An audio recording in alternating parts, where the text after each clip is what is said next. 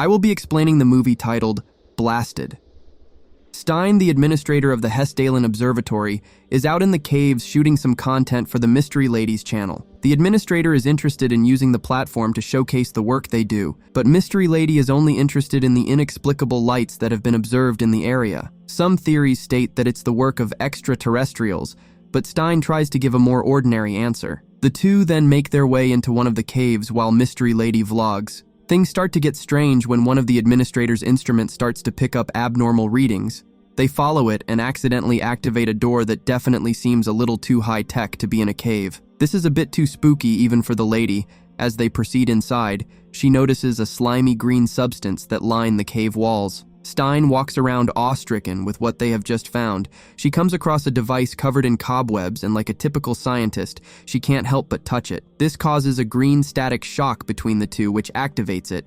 An energy blast knocks her back unconscious. Mystery shakes her back to consciousness before resuming the vlog. She really has that content over everything mindset. However, this proves to be a fatal mistake as a possessed Stein tackles her from behind. Events move to the city where Pell stylishly delivers lunch to some white-collar workers.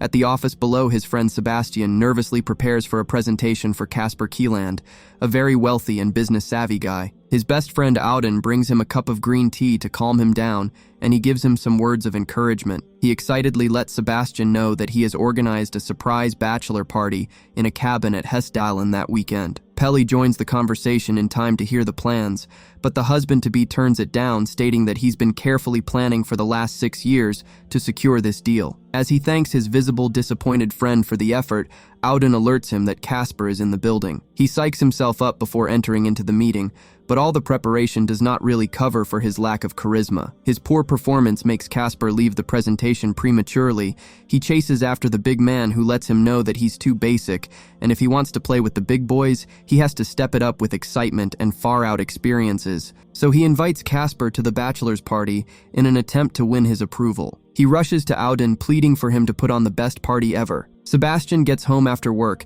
and is greeted by his fiancée Josephine, who is excited to hear the results of his big meeting. She tones things down a bit and starts to console him when he alerts her that the deal didn't land, but he assures her that he has a second chance. She informs him that his mother stopped by with some things to inspire their wedding, including their wedding bed. In it was an old newspaper clipping of him and his childhood best friend Mikkel, who qualified for the Laser Tab World Cup. His fiancée is so thrilled to learn such interesting trivia about her husband, but she's a little curious about the status of his childhood best friend, as she has never heard of him. Sebastian briefly informs her that he's still playing laser tag before exiting the conversation. He sits in a room to better plan the bachelor's party, since his career progression depends on it. The weekend comes by, and along with it, the party. Sebastian nervously waits with Auden for Pelle and Casper to arrive at a local pub. The rich guy pulls up in a sports car that runs on some one-of-a-kind engine. After they all admire it, he gives Sebastian a gift to wear. Not wanting to offend,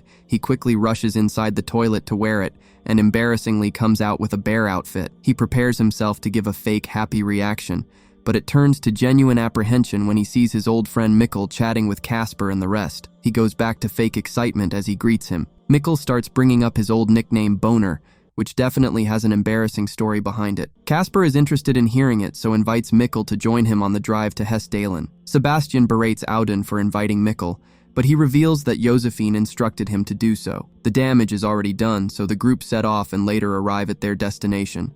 The locals and the workers from the observatory watch them as they pass by. They get confused when they see a disheveled-looking Stein emerge from the woods. They realize that they are surrounded and start to scream when they begin to approach them with glowing green eyes. Meanwhile, in the boys' cabin, the bachelor party is going just as badly as his presentation. Auden has set up a quiz about the groom, and it's not going down well with Casper, so Sebastian tries to spice things up by having them take shots and listen to music. Mikkel plays a song to Casper's approval as they start partying. Sebastian gets a bit jealous, so excuses himself.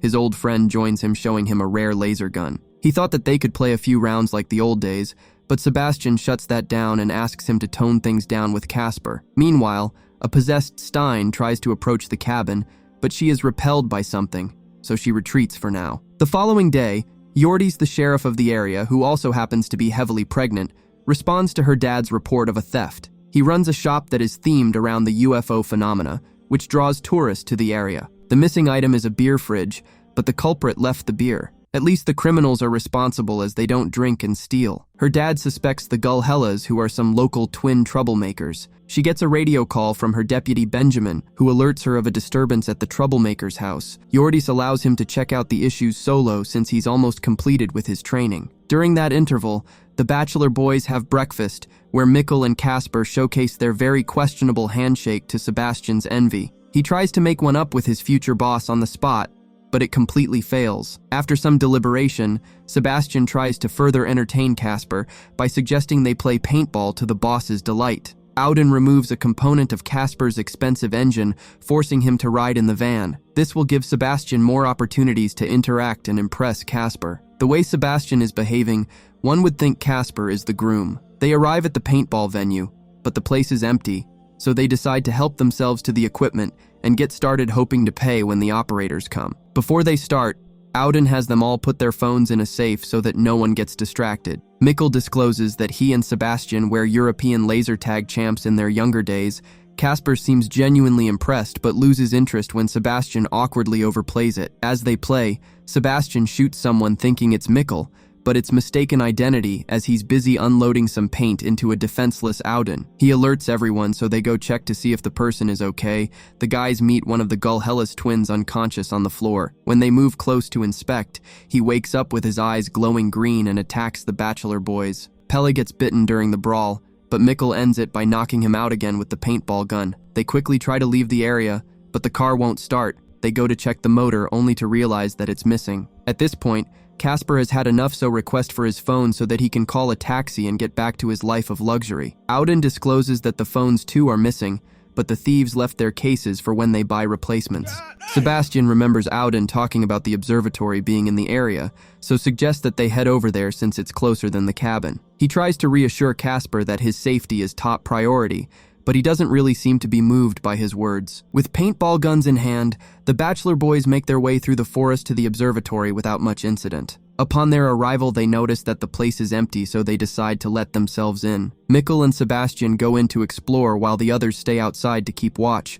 The duo find a retrophone and make a call to the police station where Yordis answers. As Mikkel starts explaining the situation, the sheriff thinks it's all a prank given the stigma attached to the location, so she ends the call. Meanwhile, Stein and the other twin also arrive carrying a suspicious package. The outside team takes cover and give the duo an audio sign which alerts them to newcomers. They quickly hide in the basement. Stein orders the twin to throw the package in the basement.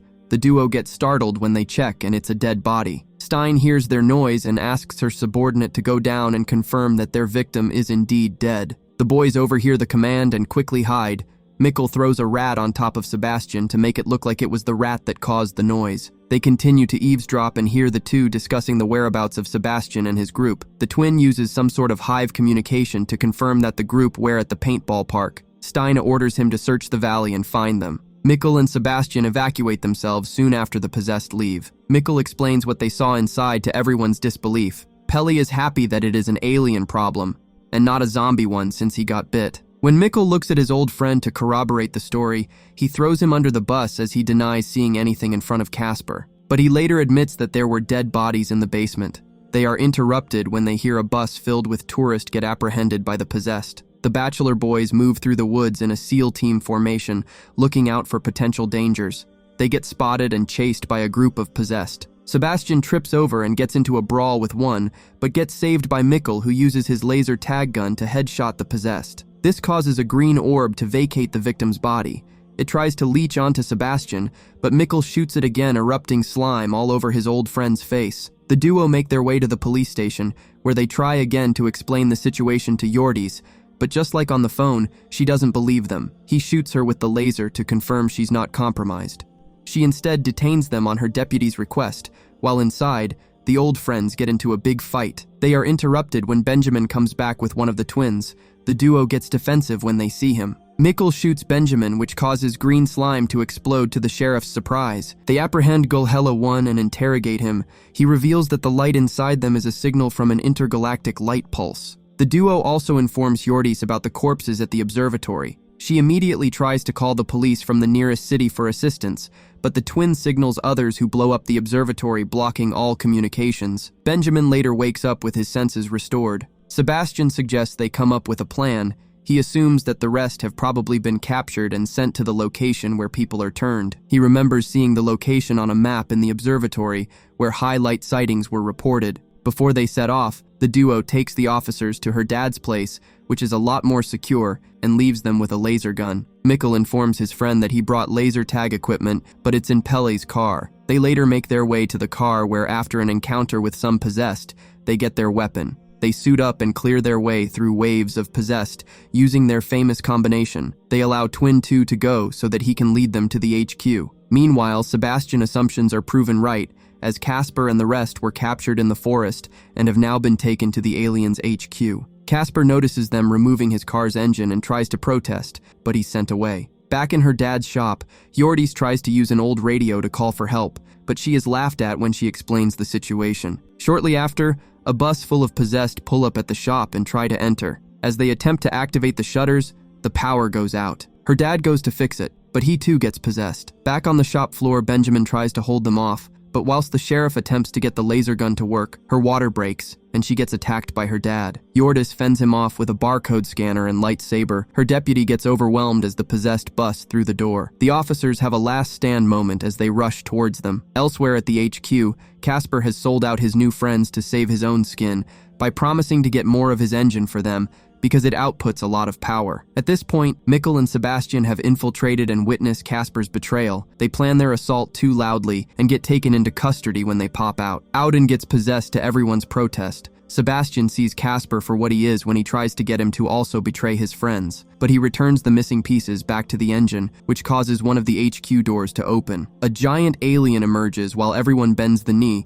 It starts to operate the HQ, which happens to be a spaceship. Pelle decides to fire some paintball round at it, which just gets the alien irate. It orders its minions to attack. Sebastian faces Stein while Mikkel fights Auden. After a brief exchange, Sebastian manages to activate the ultimate attack of the laser tag equipment, causing a huge explosion that destroys the light inside everyone, knocking them out. The giant alien falls too, but gets back up and knocks the duo out Mike Tyson style. Auden also wakes up and sacrifices himself by facing the alien alone. This allows the duo to escape. The spaceship emerges from the ground and drops off almost everyone before leaving the planet. Meanwhile, Casper is left alone at a cave where he gets attacked by something that glows green. Back at the UFO store, the officers manage to survive the night as they are surrounded by unconscious people. 3 months later, Sebastian and Josephine have their laser tag-themed wedding. They toast to their fallen friend Auden. It is revealed that the old-time friends have started their own laser tag business as they all run inside to play. Meanwhile, deep in space, Stein finally wakes up. Auden is still alive and tells her that they are heading to the aliens' home world. He hands a gun as he warns her to prepare for war.